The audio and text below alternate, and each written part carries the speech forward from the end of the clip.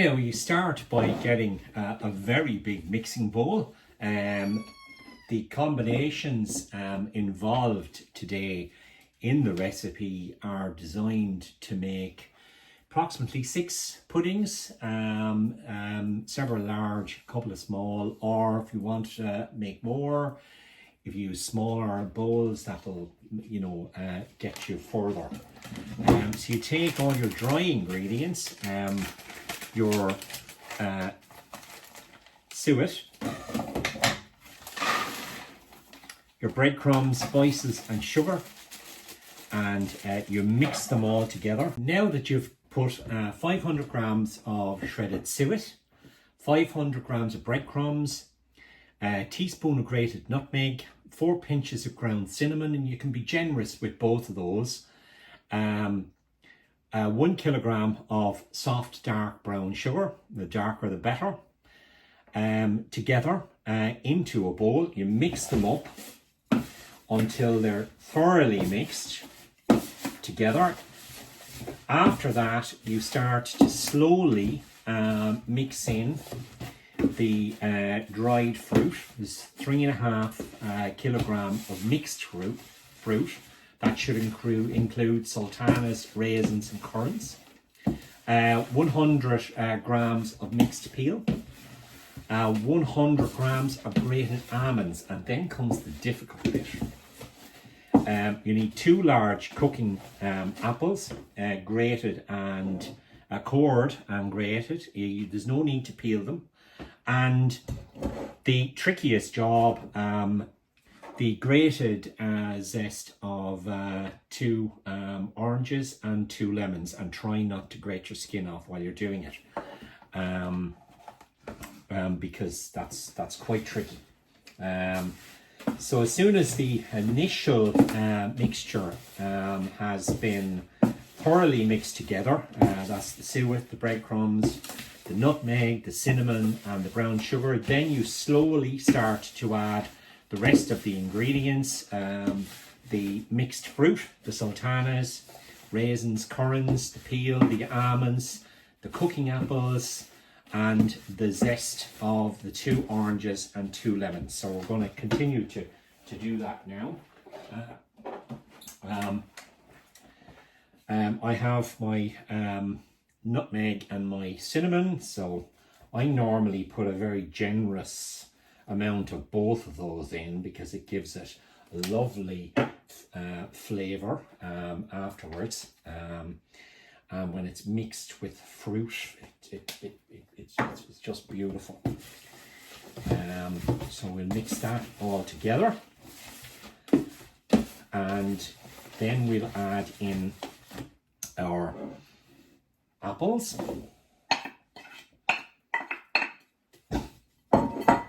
Again, as I said, there's no need to peel the apples. That'll all be grand in the end. I've noticed one that I didn't cut.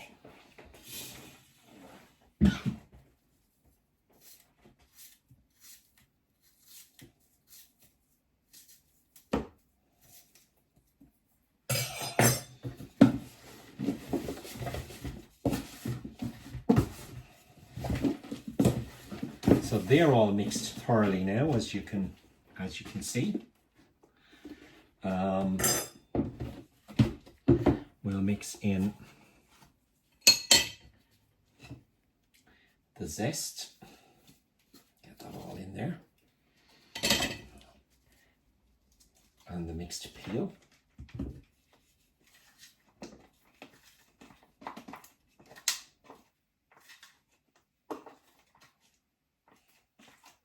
As I said at the start, make sure you wash your hands thoroughly before you start, because you're going to have to use them as this goes on to mix everything properly and make sure that the final ingredient has the right amount of consistency.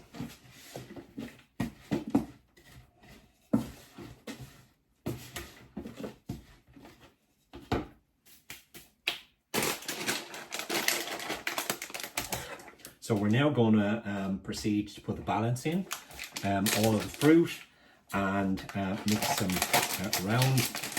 and then we'll proceed to the wet ingredients. At this point, you've mixed all of your dry ingredients, and as you can see from my hands, the best way to mix the dry ingredients is to just get down into it and make sure that everything is thoroughly mixed together. You're going to start to add your wet ingredients now, and the consistency of this is very, very important. As you get experience, you get to appreciate the correct consistency. So there's 4 eggs just whisked together is what we start with.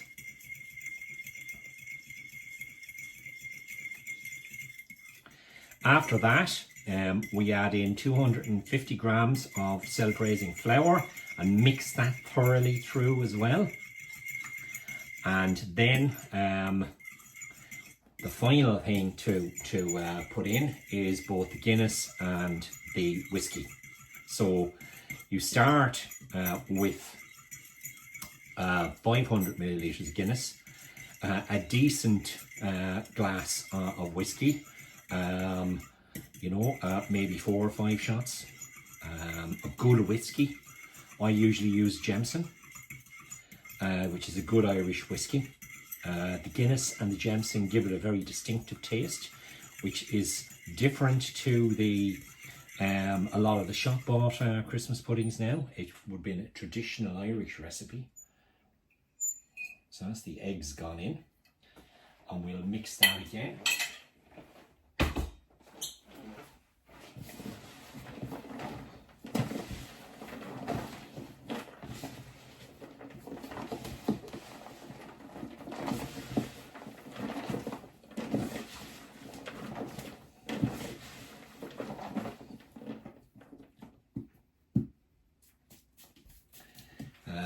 We're getting quite messy now here at this stage. Now we put the flour in, if we can get it open. Now, I suggest you weigh this if you're going to do this for the first time, and start with 250 grams of self-raising flour and mix it through. And then you add the whiskey and the Guinness, and you try to get a decent consistency.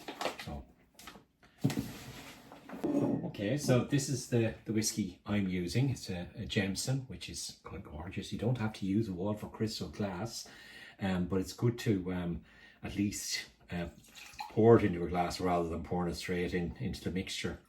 I normally go with a good generous, and when I say a glass, I mean a glass of whiskey, and that gives it a lovely strong taste. Let's see, not much left in that bottle, we may as well finish it. Followed by Guinness, and again I normally start off with about 500 millilitres of Guinness, and then mix it through to see what the consistency is like, and we'll come to that in a few minutes. But it's important that the consistency is right, that it's not too damp, not too dry. Should be able to it should be bound together, and it should just be able to fall off of the spoon when you mix it.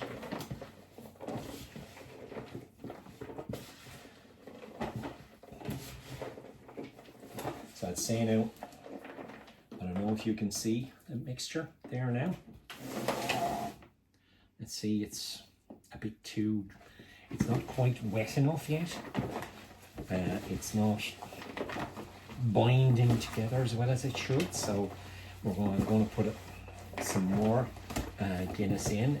Don't worry if you end up with a mixture that's too wet. It should just be able to cling together, and the way to judge is if you get a bit on the spoon and tap it. Now, as you can see, that fell off straight away, and it's not quite combined. So we'll put a bit more Guinness into it, and possibly maybe a little bit more flour. We'll get that consistency right. I'll show you what it's like then at the end. We'll put maybe another 250 milliliters of Guinness.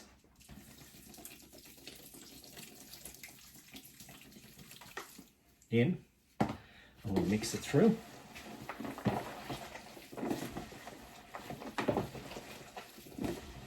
And now you can see why I said that you need clean hands before you start this, because it's the only way to do it.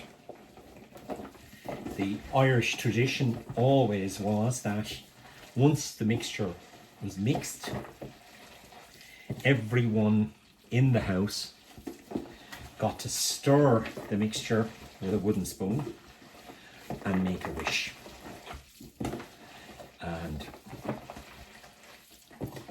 that's supposed to bring good spirits to the whole family.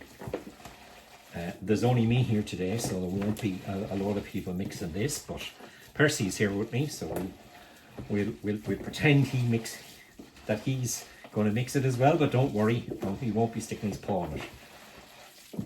Now that's coming along now. As you can see now from the consistency, that's a lot more. That's binding together a bit more. I'm going to put a bit more flour in.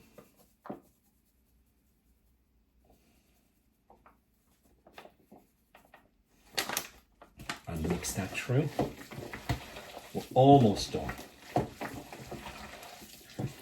I must say, the only part of making this that I really don't like is grating lemons and oranges.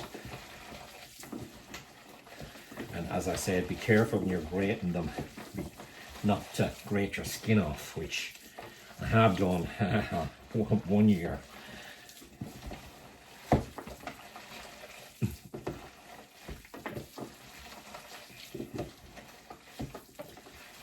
Normally my sister's here with me making this, but I just decided to go ahead with it today. I needed to do something to take my mind off of the fact that I'm waiting for the results of a scan to detect prostate cancer, which I've had for the last number of years. I'm at the stage where I need to go back into treatment so we can keep it in its box. Now we're getting there. Now let's do the spoon test with that.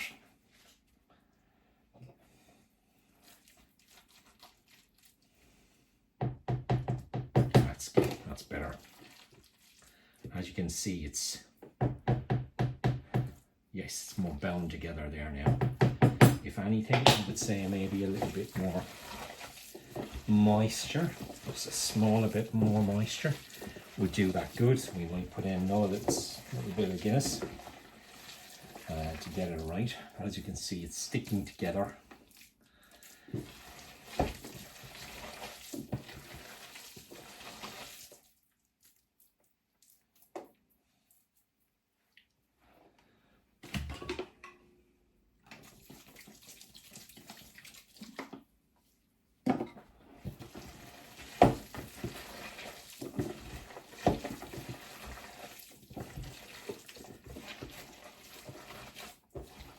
Now that's well mixed.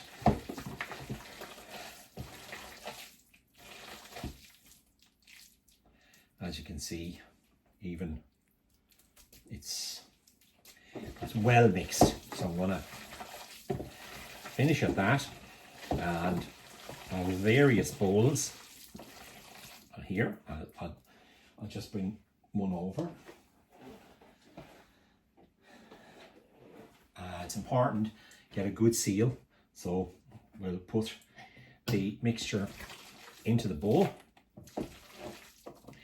and once it's done, it's then simmered for 8 hours. And yes, I haven't made a mistake there, it's 8 hours, and it's important to simmer it for 8 hours. And once they're done, I'll show you what they turned out like. But only one last thing to do, and that's give it a stir myself and make a wish.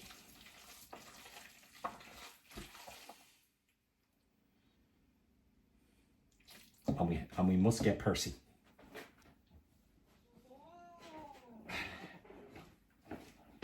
You're going to do the put in the store and make a wish. Now. Now. Now. Now, Percy. Now. Now. Now, everyone in the house has started. Just to give you a view, as you can see, I'm simmering away on the low heat for 8 hours. I have a number of them on, and you keep them on a low heat. I also have one in a slow cooker.